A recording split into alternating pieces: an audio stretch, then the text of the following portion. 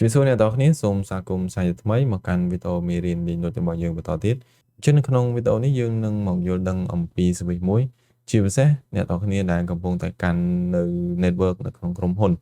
មិនថាតូចមិនថាធំទេសវិសនេះតែងតែយកមកប្រើប្រាស់ដែលភាគច្រើនគឺយើងឃើញមាននៅលើ router ឬក៏នៅលើAP ដែលវាធ្វើការបោះជាមួយទៅនឹង IP address ឬក៏ gateway ឬក៏ DNS ទៅកាន់ client មានន័យថា client មិនចាំបាច់ធ្វើការ assign នៅ IP static ទេគឺយើងប្រើប្រាស់នៅ DHCP ដើម្បីធ្វើការបោះនៅព័ត៌មានមួយចំនួនដូចជា IP address default gateway ឬក៏ DNS ទៅកាន់ client ដោយ automatic តែម្ដងប៉ុន្តែនៅក្នុង Linux ក៏យើងអាចធ្វើការ config នៅ service មួយនឹងយកទៅប្រើប្រាស់នៅក្នុង environment ការងារជាក់ស្ដែងរបស់អ្នកនរគ្នាបានផងដែរតោះឥឡូវយើងកុំឲ្យខាតពេលវេលាយូរយើងចូលទៅដល់មេរៀនLinux ទៅលើ service DHCP ទាំងអស់គ្នា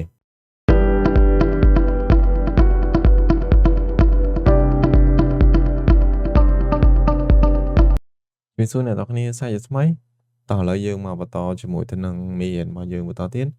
នៅក្នុងមេរៀននេះគឺយើងនឹងមកនិយាយតាក់ទងជាមួយទៅនឹងការ config DHCP server នៅក្នុង Linux អញ្ចឹងដូចអ្នកនរគ្នាបានដឹងអញ្ចឹងនៅក្នុងប្រព័ន្ធបណ្ដាញ network មួយនៅក្នុង LAN នៅក្នុង WAN តែងតែមាននៅ service មួយគេហៅថា DHCP អញ្ចឹង service មួយហ្នឹងភាគច្រើនគឺត្រូវបានប្រើប្រាស់នៅលើ router ឬក៏នៅលើ AP ប៉ុន្តែនៅក្នុង Linux server របស់យើងគឺយើងអាចយក Linux របស់យើងទៅធ្វើជា DHCP server ដើម្បីបោះនៅ IP address default gateway DNS ក៏ដូចជាព័ត៌មានមួយចំនួនទៀតទៅកាន់ client បានផងដែរអញ្ចឹងនៅក្នុងពេលនេះគឺយើងនឹងមកដឹងថាតើយើងនឹងធ្វើការ config DHCP server នៅក្នុង Linux ដូចម្តេចខ្លះអញ្ចឹងយើងមកតមេរៀនរបស់យើងទាំងអស់គ្នានៅក្នុងមេរៀននេះគឺយើងមាន4ចំណុចធំៗដែលចំណុចទី1យើងមកដឹងពីអត្ថន័យរបស់វាក៏ដូចជាចំណុចទី2យើងរបៀបនៅក្នុងការ install និង config DHCP server ហើយចំណុចទី3យើងធ្វើ DHCP reservation យើង DHCP reservation នេះមានន័យថាយើងកំណត់ឲ្យ client ដែលមាន MAC address ចំនួនប៉ុណ្ណេះ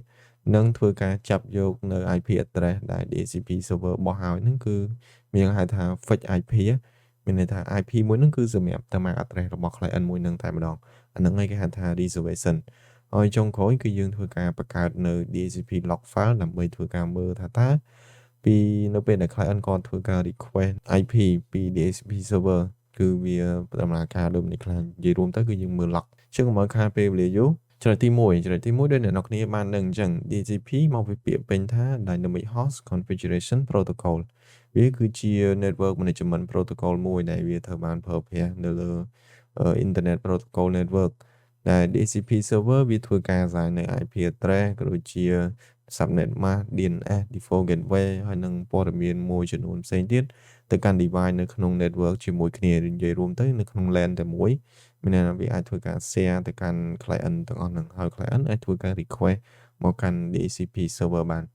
ដែលវាអាចធ្វើការទំនាក់ទំនងគ្នាជាមួយទៅនឹង IP network ផ្សេងទៀតអញ្ចឹង DHCP server មួយគឺត្រូវបានបើកនៅក្នុង computer មួយហើយវាបានធ្វើការ request នៅ IP address ក៏ដូចជាnetworking parameter ផ្សេងទៀតដើម្បីកាត់បន្ថយនៅដែលយើងជា network administrator ឬក៏ IT admin នៅក្នុងការដើរ assign ទៅកាន់គ្រប់ client ដោយសារតែអ្នកនរបានដឹងហើយតែកាលណាបើសិនជាយើងប្រើ DHCP មានន័យថា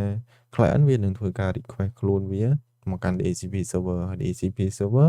វានឹងធ្វើការបោះព័ត៌មានទាំងអស់ហ្នឹងចូលទៅកាន់ client ប៉ុន្តែ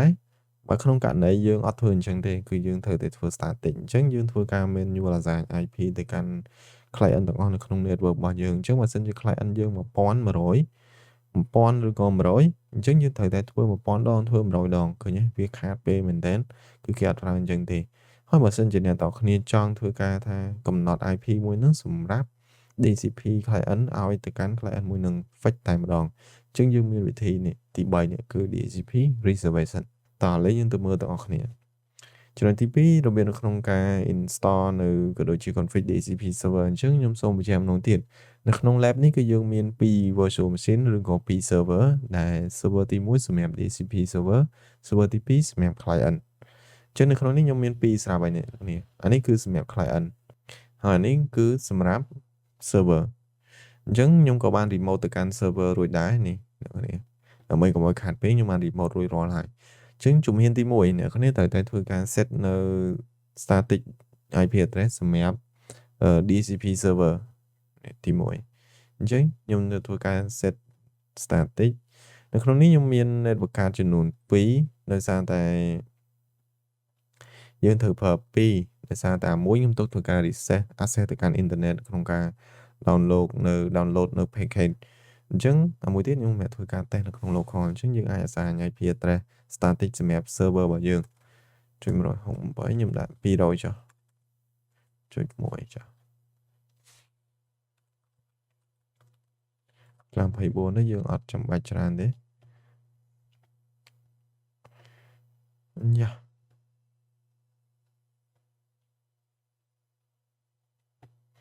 apply មកនេះ DNA ឥឡូវអ្នកគ្នាដាក់ DNA ក៏បានដែរយើងអត់ឲ្យយក auto ទេយើងដាក់ថា DNA របស់ Google ចុះ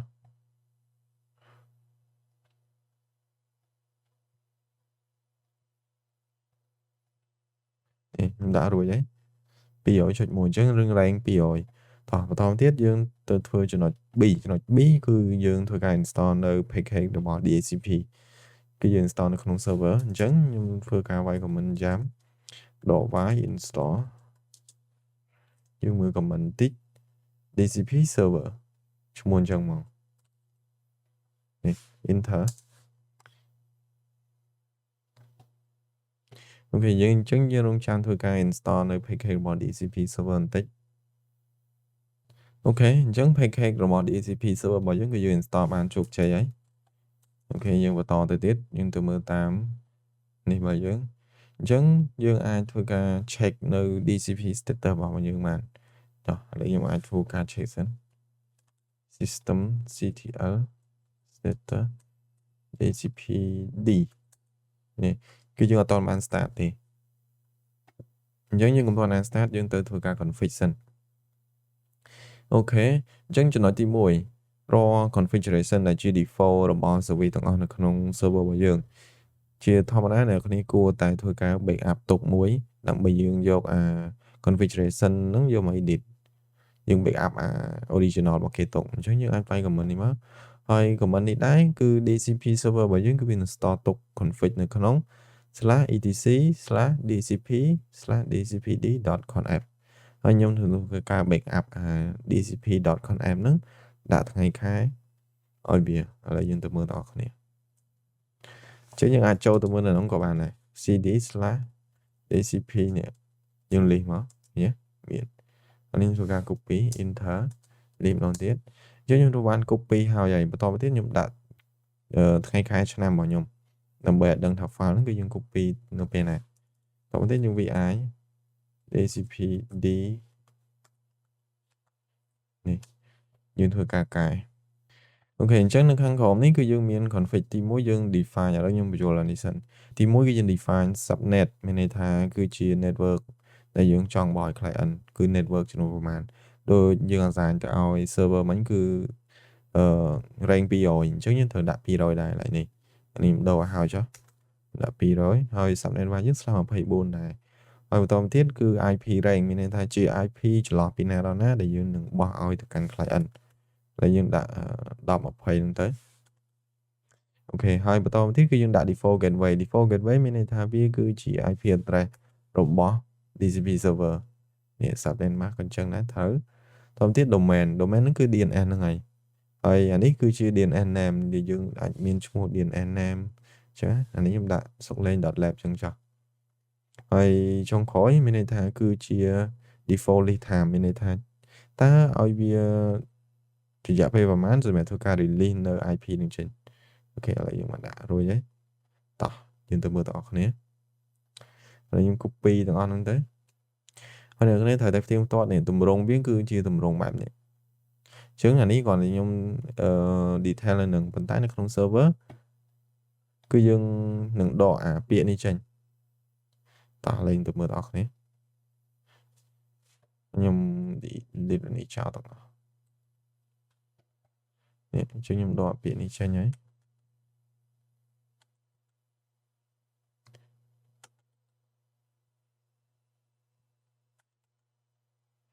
ok នេះយើងធ្វើឲ្យវាមើលងាយស្រួលយល់បន្តិចមកយើងអាច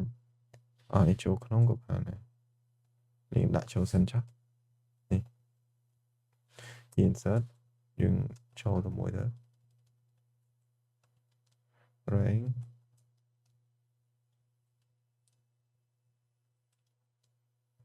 default list time ហើយនឹង map time នេះ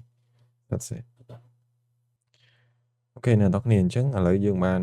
copy ចូលមកហើយអញ្ចឹងម្ដងទៀតយើងត្រូវ verify ទាំងអស់គ្នានេះដើម្បីប្រកាសថា config ហ្នឹងគឺវា success អូអ្នកនរគ្នាអ្វីដែលយើងដាក់មិញគឺវាខ្វះបន្តិចហើយកន្លែងដែល subnet mask នេះគឺយើងដូរទៅជា broadcast វិញហើយនៅខាងមុខ router ហ្នឹងគឺយើងត្រូវថែមជាមួយទៅនឹងពាក្យថា option ដើម្បីត្រូវតាម config របស់ DHCP ខ្ញុំ copy អានេះមកជួសិននេះកន្លែង subnet mask នេះគឺយើងអត់យកដោយសារតែ subnet mask គឺយើង define នៅលើហើយ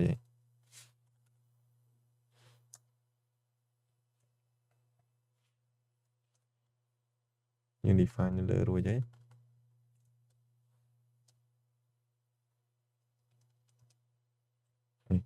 ហើយនៅខាងមុខនេះអ្នកនរត្រូវតែថែមជាមួយទៅនឹងពាក្យថា option ថែមតិចទៀត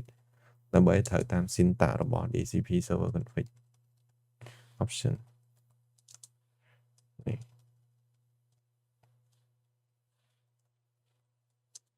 ហើយពាក្យខាងក្រោមអត់ថែមទេអញ្ចឹងអ្វីដែលយើងបានធ្វើគឺអូខេតោះឥឡូវយើងទៅមើលទៀតនេះចឹងខាងក្រោមនេះគេបញ្ជាក់ថា default list time ហ្នឹងមានន័យថាវាគឺជា value គិតនៅក្នុង second មានន័យថាគិតនៅក្នុងវិនាទីដែលវានឹង release IP address expire មានន័យថាតើរយៈពេលប្រមាណដែល client ប្រើប្រាស់ IP មួយហ្នឹងគឺវានឹង expire ហើយវានឹងធ្វើការ renew នឹង IP ថ្មីហើយចំពោះ mark list វិញមានន័យថាវាគឺជា value ដែលស្ថិតនៅក្នុង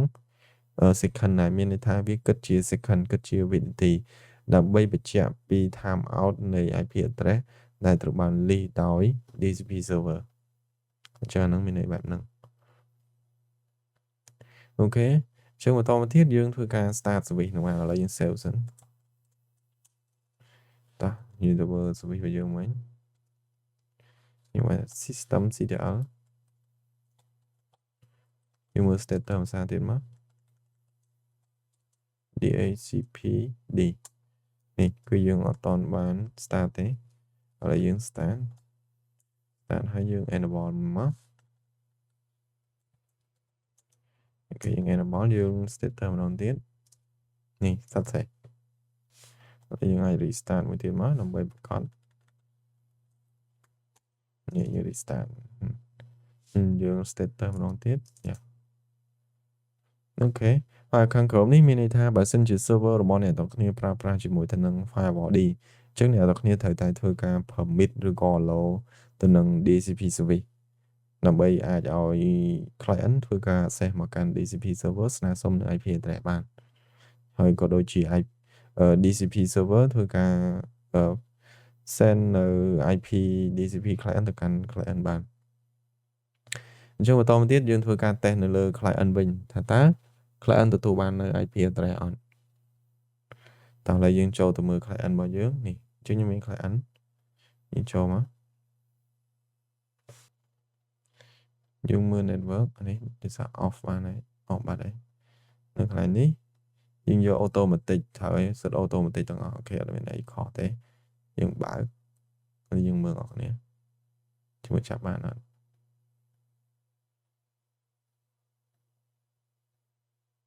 នេះឃើញទេចាប់បាន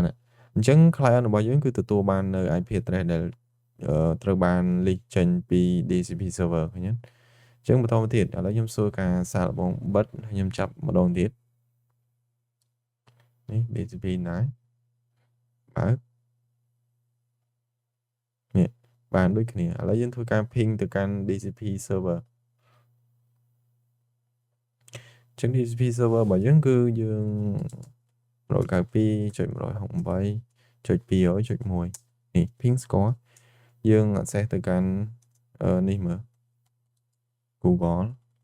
ហើយជាអត់ស្គាល់ដោយសារតែអត់មាន access internet ទេនៅក្នុង lab environment នេះគឺ interface របស់ client ខ្ញុំបានយកជាមួយទៅនឹង brick ចឹងមានន័យថាវានៅក្នុង local network ទេអ្វីដែលសំខាន់នៅក្នុង lab នេះគឺយើងនឹងចង់ឲ្យ client ទទួលបាន IP address ដែល list ចេញពី DHCP server មកអញ្ចឹងយើងទទួលបានជោគជ័យនេះឃើញទេឃើញទេគឺមិញយើង start ចាប់ពី10រហូតដល់20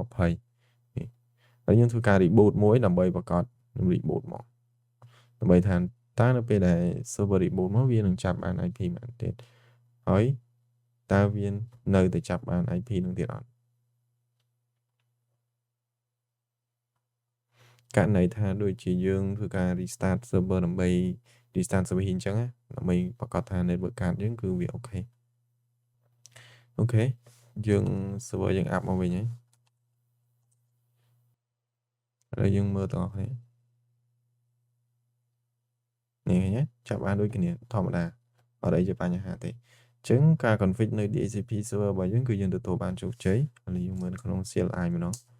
IP add នេះឃើញទេរែងនេះ192 108 210អញ្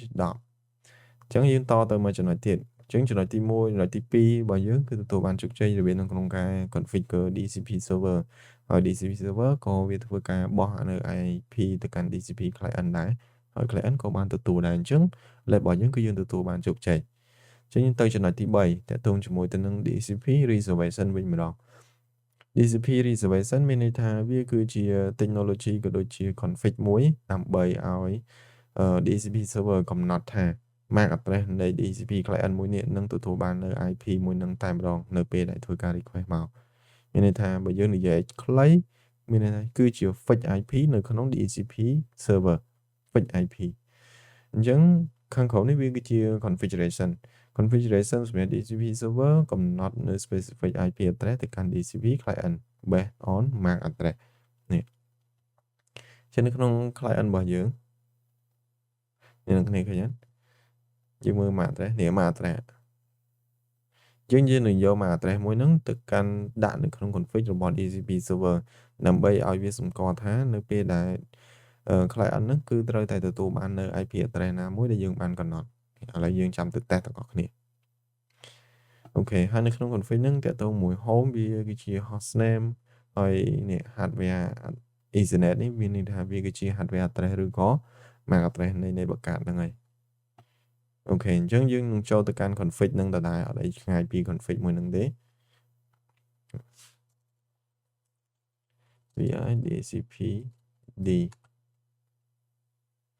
.connect in ជាយើងនឹងចូលនៅកាន់ config ហ្នឹងដែរទេ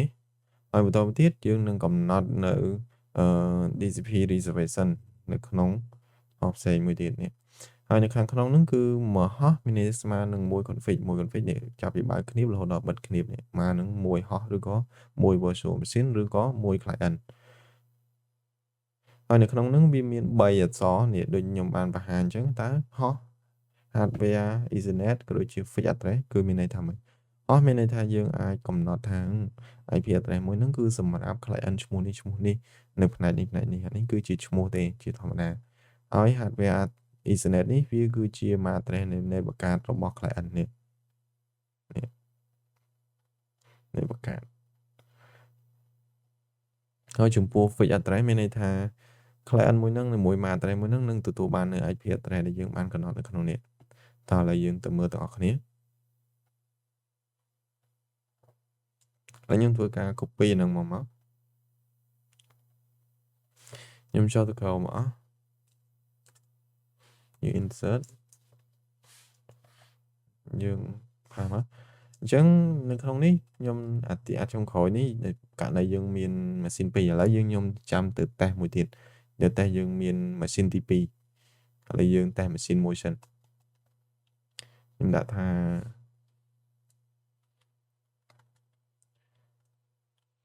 DHCP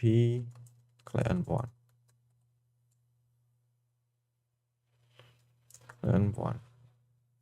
ហើយបន្តមកទៀតខ្ញុំដាក់នេះមក address ឥឡូវ copy បានអត់ចាំមើលសិន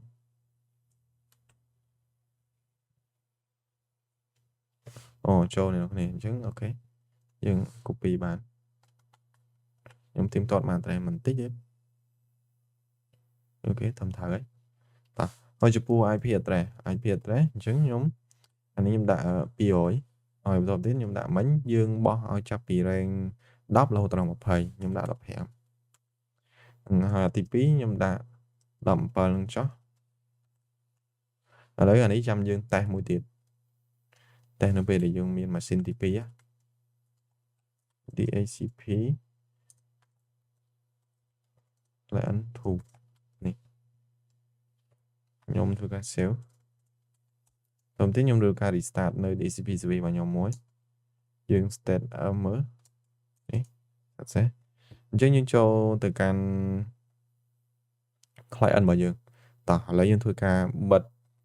នេះយើងបិទមកហើយយើងបើកវិញតើបានមកនេះ15អញ្ចឹងមានន័យថាវាគឺជា fix address នៃ DHCP client ដែលត្រូវបានបោះចេញពី DHCP server មកនេះអញ្ចឹងមក address មួយហ្នឹងទោះធ្វើការ release ប្រហែលដងក៏ដោយក៏នៅទទួលបាន IP មួយហ្នឹងដែរអានេះវាជាវិធីសាស្ត្រមួយដែលយើងជួយយើងនៅក្នុងករណីថា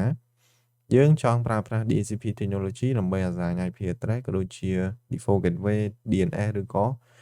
ព័ត៌មានផ្សេងទៀតទៅកាន់ client ប៉ុន្តែយើងចង់ឲ្យ client ហ្នឹងទទួលបាននៅ IP មួយហ្នឹងដើម្បីយើងងាយស្រួលនៅក្នុងការ troubleshoot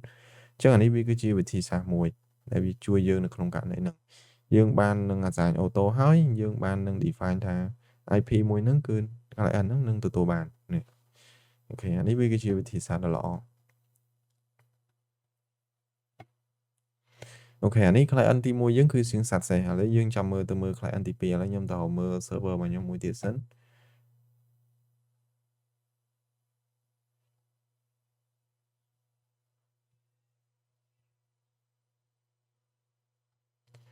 ឥឡូវយើងតេស្តអា CLI នេះហ្មងចុះតេស្ត CLI ខ្ញុំដូរនេះយើងដាក់ថា Yobrick នេះតទៅទៀតខ្ញុំ start ឥឡូវយើងចាំមើលទាំងអស់គ្នាថាតើ server របស់យើងនឹងទទួលបានប៉ុន្តែដោយសារតែយើងអត់ទាន់បានកំណត់ជាមួយទៅនឹងយកមក address ឥឡូវយើងឲ្យវាចាប់ IP ធម្មតាសិនទៅយើងអត់ទាន់បាន fix address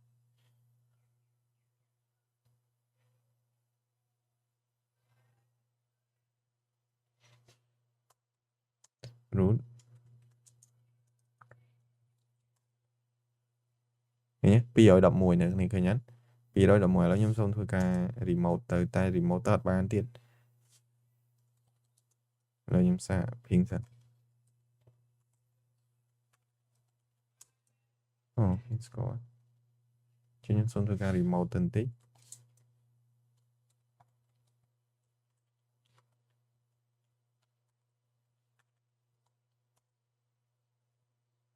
ហើយជាអត់ចូលទេដោយសារតែអានេះនៅក្នុង local network បើសិនយើង ping នេះ ping ស្គាល់ ping ពី server ទៅប៉ុន្តែអានេះពី ping ពី computer ខ្ញុំទៅអត់ស្គាល់អូខេអញ្ចឹងយើងត្រូវប្រើនៅក្នុងនេះហើយអូខេឃើញទេនៅឃើញអត់គឺវានឹងចាប់បាននៅ 200.11 ប៉ុន្តែឥឡូវយើងមក specific ទាំងអស់គ្នាយើងនឹងទៅហៅមើល MAC address របស់ interface មួយហ្នឹងនេះអញ្ចឹង MAC address វា 000C 29ឥឡូវយើងចូលទៅ server របស់យើងនេះ 000C មិញ 000C 000C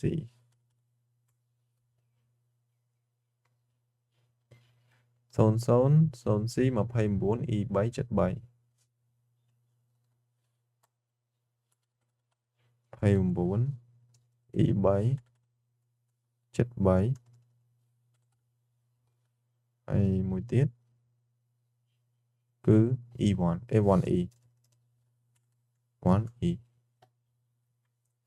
យើង restart មួយ DHCP របស់យើង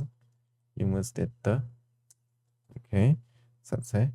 តទៅទៀតយើង back មកកាន់ client របស់យើងធ្វើការ restart network យើងមួយ CTL restart network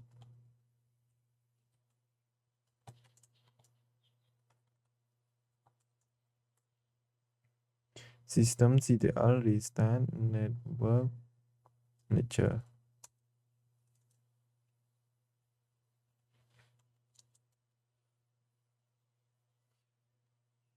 អ្នកនរគ្នាឃើញចាប់បានប៉ុន្តែវាអត់ត release នៅ IP នឹងចេញឥឡូវខ្ញុំធ្វើការ reboot reboot ក៏បានឬក៏យើងធ្វើការបិទនៅ interface ហ្នឹងសិនក៏បានឥឡូវខ្ញុំវាយ comment if down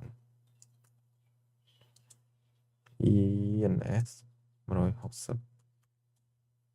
អត់ស្គាល់ comment ហ្នឹងទៀតចឹង reboot តែម្ដងទៅដោយសារតែយើងអត់ស្គាល់ comment ហ្នឹងហើយបើសិនជាយើង down ក៏យើងអត់ទាន់មាន internet access ទៅកាន់ក្រៅដែរចឹងក៏យើង down អត់បានទេចឹង reboot មកទៅដើម្បីវាថាចាប់បាននេះចាប់បាន IP 200.17 ដែលយើងបានអាសាចេញពី DHCP server ទៅហើយយើងចាំមើលតើអ្នកគ្នាតើសិតសេះអត់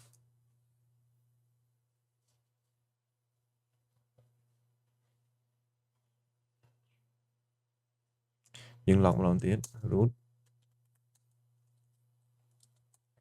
នេះសិតសេះ 192.168.200.17/24 ចឹងអ្វីដែលយើងបានកំណត់fix IP ចេញពី DCP reservation គឺយើងទទួលបានជោគជ័យអូខេអញ្ចឹង lab របស់យើងតើតើមួយចំណុចទី2ចំណុចទី3គឺយើងទទួលបានជោគជ័យហើយ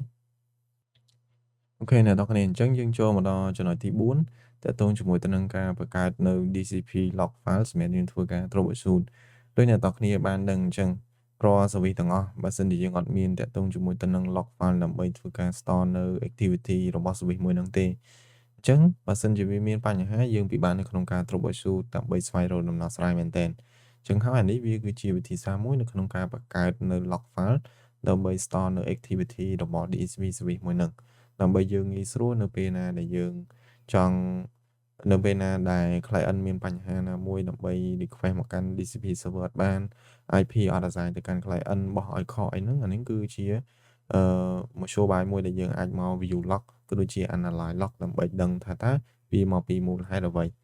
អញ្ចឹងចំណុចទី1គឺយើងនឹងមកបង្កើតនៅ file empty មួយនេះឥឡូវយើងមកធ្វើតាម step ហ្នឹងអ្នកគ្នាអាចយក step នេះទៅធ្វើតាមក៏បានដែរគឺវា work អត់អីជាបញ្ហាទេយើងបង្កើតតទៅទៀតយើងឲ្យ permission របស់វាអញ្ចឹងតទៅមួយ permission ខ្ញុំអត់ detail ច្រើនទេអ្នកគ្នាអាចទៅមើលមេរៀនបន្ថែមទៅមួយ file entry permission បានបើសិនអ្នកគ្នាអត់តន់ច្បាស់យើងចូលទៅ edit នៅនេះយើងទៅចុងក្រោយគេនេះកន្លែង local server នេះអ្នកគ្នា add time មកនេះ add time មកខ្ញុំដាក់ថា DHCP log mistake ព្រមទាំងអ្នកគ្នា copy អានេះនេះខាងមុខនេះវាគឺជា syntax ហើយខាងក្រោយនេះមានន័យថាវាគឺជា path នៃ log file របស់យើងដែលយើងចង់ឲ្យវា store មានថាហើយអ្នកគ្នាឃើញខាងគេទៅដាក់ខាងក្រោយនេះអ្នកគ្នាចង់ដាក់មកដល់ដូចគេក៏បានដើម្បីវាងាយស្រួលក្នុងការយើងចូលមើលនេះឬក៏យើងទុកមកប៉ុណ្ណេះក៏បានដែរប៉ុន្តែដាក់ឲ្យដូចគ្នាទៅដើម្បីងាយស្រួលនៅក្នុងការមើលតោះទៀតយើង save ទុក save ហើយអ្នកគ្នាត្រូវទៅចូលទៅ edit នៅក្នុង DCP config មួយទៀតអញ្ចឹងអ្នកគ្នាចូលទៅ Chrome អ្នកគ្នាវាយ comment នេះមួយទៀតដាក់ comment ហ្នឹងមកខ្ញុំឲ្យដាក់នេះចុះ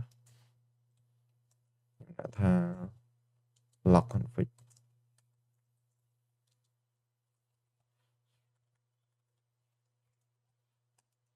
enter escape ពីខ្ញុំយកចូលអូខេអញ្ចឹងយើងបានរួចបន្តទៀតយើងធ្វើការ restart service syslog មួយក៏ដូចជា service DCP របស់យើងនេះ restart មក enter អូខេអញ្ចឹងយើងនឹងធ្វើការ grab mistake មើលឥឡូវនេះអានេះគ្រាន់តែជា log mistake មួយទេនៅក្នុង system អានេះ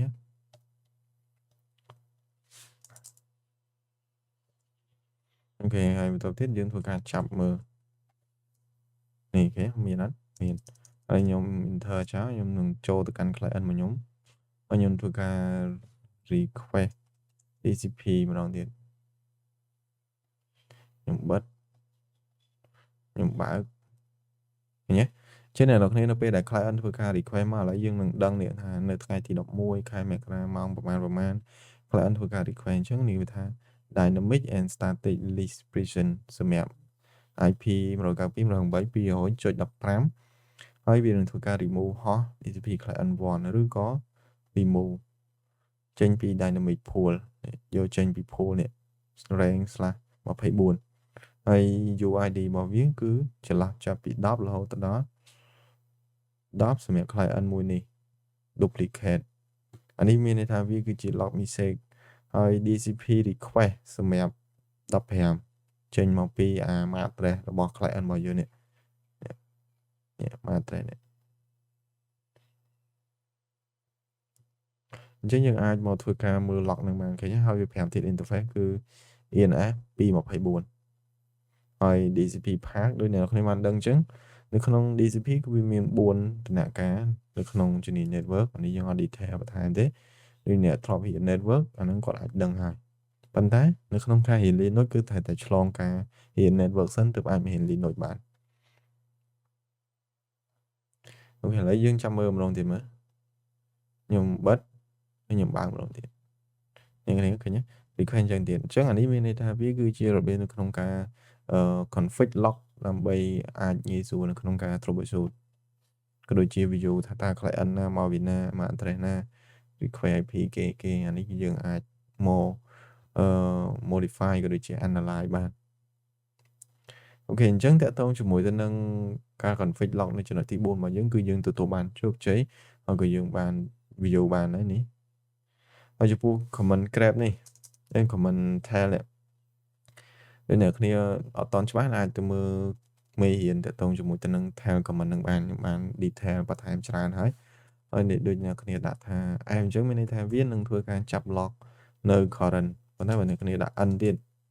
n 100អញ្ចឹងមានន័យថាវានឹងធ្វើការចាប់នៅ current log ចំនួន100នៅមកថ្មីមិនមែនជា log ចាស់ទេណាបើសិនជា tail ធម្មតាអញ្ចឹងវានឹងចាប់ខាងក្រោយគឺចំនួន10 line អូខេខ្ញុំអត់បញ្ជាក់បន្ថែមទៀតទេខ្ញុំបញ្ជាក់តែប៉ុណ្្នឹងនេះអាចទៅមើលបន្ថែមបានអូខេអញ្ចឹងមេរៀនរបស់យើងថ្ងៃនេះគឺយើងមានតែតាមប៉ុណ្្នឹងអញ្ចឹងខ្ញុំសូមសង្ខេបមកវិញតើតើជាមួយទៅនឹង DCP គឺយើងអាចធ្វើនៅក្នុង Linux បានប៉ុន្តែជាធម្មតានៅក្នុង environment ការងារនៅក្នុងពេលបច្ចុប្បន្ននេះនៅក្នុងក្រុមហ៊ុនគឺគេតែងតែប្រើចេញពី router ឬក៏ AP ហើយដើម្បីបោះ DCP ក៏ដូចជា firewall ជាដើមដើម្បីបោះ DCP ទៅកាន់ client ប៉ុន្តែនៅក្នុង Linux អាចធ្វើបាននោះគឺធ្វើបានដូចគ្នាឃើញទេអ្នកគ្នាឃើញទេបន្ទាប់ពីអ្នកទាំងគ្នាធ្វើការទស្សនានៅលើមេរៀន Linux តាក់ទងជាមួយទៅនឹង service DHCP រួចមកតើអ្នកទាំងគ្នាយល់យ៉ាងម៉េចដែរចំពោះ DHCP service នៅលើ Linux OS តែជាធម្មតាយើងតែងតែឃើញនៅលើ router ឬក៏នៅលើ AP ប៉ុន្តែនៅក្នុង Linux OS ក៏យើងអាចធ្វើការប្រើប្រាស់ជាមួយទៅនឹង service មួយនេះបានផងដែរជាចុងក្រោយសង្ឃឹមថាវីដេអូនេះនឹងជាចំណែកមួយជួយទៅដល់អ្នកទាំងអស់គ្នាឲ្យយល់ដឹងកាន់តែច្បាស់អំពី Linux OS ក៏ដូចជា service មួយចំនួនដែលយើងអាចប្រើប្រាស់បាននៅក្នុង Linux server ហើយក៏សូមអរគុណសម្រាប់ការតាមដានទស្សនារបស់អ្នកទាំងអស់គ្នាកុំភ្លេចជួយចុច like ក៏ដូចជា subscribe នៅ channel របស់ One Mic ដើម្បីទទួលបាននៅវីដេអូថ្មីៗអំពីមេរៀន Linux ក៏ដូចជាការចែករំលែកផ្សេងៗទាក់ទងជាមួយទៅនឹងជំនាញព័ត៌មានវិទ្យាសូមអរគុណម្ដងទៀតសម្រាប់ការតាមដានទស្សនាយើងនឹងជួបគ្នានៅវីដេអូក្រោយ